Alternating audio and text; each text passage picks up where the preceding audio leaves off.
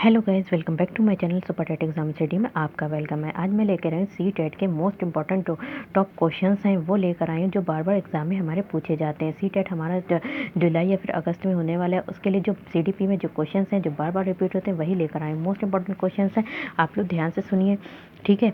सबसे पहले जो हमारा क्वेश्चन है, छात्र छात्र यानी स्टूडेंट, ठीक है। छात्र केंद्रित शिक्षा शास्त्र, जो छात्र केंद्रित शिक्षा शास्त्र है उसकी विशेषता क्या है, उसकी कैरेक्टरिस्टिक्स क्या है। तो बच्चों के अनुभवों को प्रमुखता देना, जो छात्र केंद्रित शिक्षा शास्त्र है उसमें हमें क्या करना चाहिए, उसमें जो है हमें बच्चों के अनुभवों को प्रमुखता देना है, तो छात्र केंद्रित शिक्षा शास्त्र में।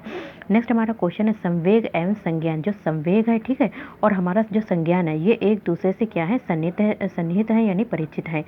नेक्स्ट हमारा क्वेश्चन है व्यक्तिगत विभिन्नताओं का प्राथमिक कारण क्या है, यानी कह रहे हैं कि जो इंडिविजुअल डिफरेंसेस होता है, जो व्यक्तिगत विभिन्नताएं, जैसे कि आप कहीं और रहते हैं, हम कहीं और रहते हैं, ठीक है, तो ये व्यक्तिगत विभिन्नता है। आपका पर्यावरण वातावरण अलग है, हमारा अलग है, आपकी जो हेरिडिटी है वो भी अलग है, हमारी हेरिडिटी वो भी अलग। तो कहने कि व्यक्तिगत विभिन्नताओं का प्राथमिक कारण क्या है, तो आनुवांशिकता, जैसे कि हमारी हेरिडिटी होगी जो हमें जो है अपने पूर्वजों से अपनी विरासत में मिलती है, ठीक है। नेक्स्ट हमारा वातावरण के बीच जटिल पारस्परिक क्रिया, तो व्यक्तिगत भिन्नताओं का प्राथमिक कारण है आनुवांशिकता एवं वातावरण के बीच जटिल पारस्परिक क्रिया।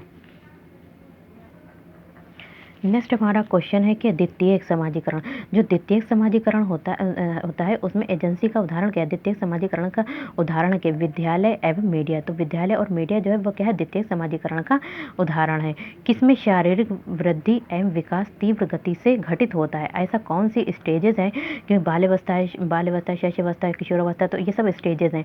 तो कह रहे हैं कि किसमें शारीरिक वृद्धि एवं विकास, जो हमारा फिजिकल डेवलपमेंट होता है और फिजिकल ग्रोथ और फिजिकल डेवलपमेंट जो होता है वो किसमें तीव्र गति से होता है। तो हमारा जो शैश अवस्था है, जो हमारी 0 से 3 साल है, तो शैश अवस्था, तो जो शैश अवस्था है, ठीक है, शैश अवस्था हमारी होती है 0 से, जब बच्चे का जन्म होता है उससे लेकर 3 साल तक होती है शैश अवस्था।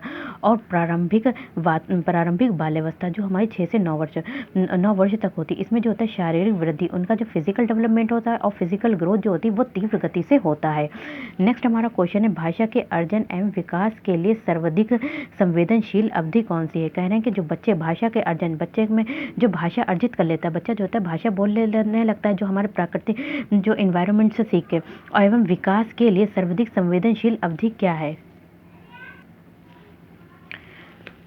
तो ये इसमें क्या है, हमारा प्रारंभिक बाल्यावस्था। प्रारंभिक बाल्यावस्था यानी जो 6 से 9 वर्ष का बच्चा होता है, 6 से 9 वर्ष बच्चा होता है वो प्रारंभिक बाल्यावस्था होती है।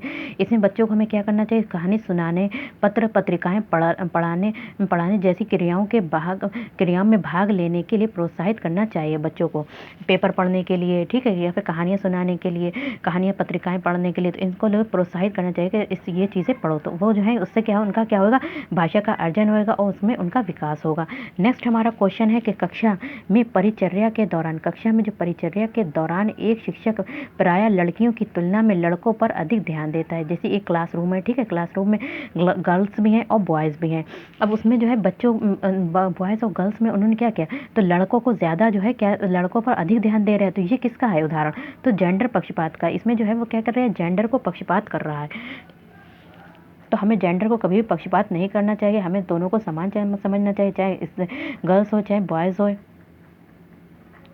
नेक्स्ट क्वेश्चन है, क्वेश्चन नंबर 8 है हमारा, कौन सा बुद्धि के बारे में सही है। कह रहे हैं कि जो बुद्धि है, हमारी इंटेलिजेंस है, उसके बारे में क्या सही है। तो बुद्धि क्या है, बहुआयामी है। बहुआयाम मतलब बुद्धि के बहुत प्रकार की होती है तथा जटिल योग्यताओं का समूह, और जटिल योग्यताओं का समूह जो हमारे नोट क्या कह रहे हैं कि हार्वर्ड गार्डनर थे, उन्होंने क्या कहा, बुद्धि का स्वरूप एकांकी ना होकर बहु प्रकार का होता है, ठीक है। उन्होंने क्या, बुद्धि जो एक तरीके की नहीं होती, बुद्धि जो होती है बहुत बहु प्रकार की होती है, अलग अलग प्रकार की होती है। इन्होंने कुल 8 प्रकार की बुद्धि का उल्लेख किया। तो हार्वर्ड गार्डनर ने कितने प्रकार की बुद्धि बताई, 8 प्रकार की बुद्धि बताई। और बुद्धि जो होती है वो क्या होती है, बहुआयामी होती है तथा जटिल योग्यताओं का समूह होता है।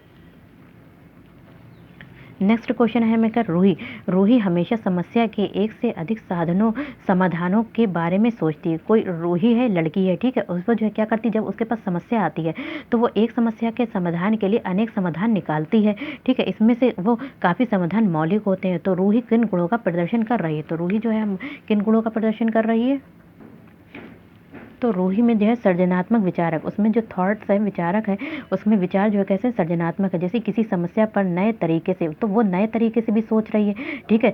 एक तो 2-2-4 होता है, 3-1-4 होता है, 3-1-4 होता है, तो अलग अलग तरीके से जो होता है निकाला जाता है। तो इसी तरीके से वो भी किसी न किसी तरीके से किसी समस्या पर नए तरीके से सोचने तथा समाधान खोजने के प्रयास से सृजनात्मकता परिलक्षित होती है। यही नहीं कि एक ही तरीके से हम 2+2 को 4 कर सकते हैं, यानी कि हम 2 को भी 4 कर सकते हैं, 3-1 को भी 4 कर सकते हैं, 2 को 4 कर सकते हैं, इस तरीके से हम 4 कर सकते हैं। अब नेक्स्ट हमारा क्वेश्चन है एक समावेशी कक्षा।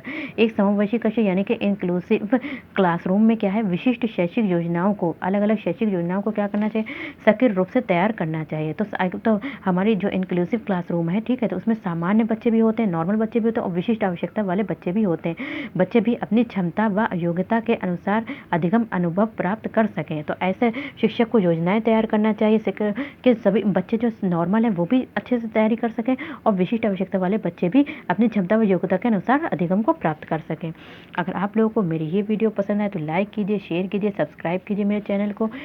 अब thank you, have a nice day.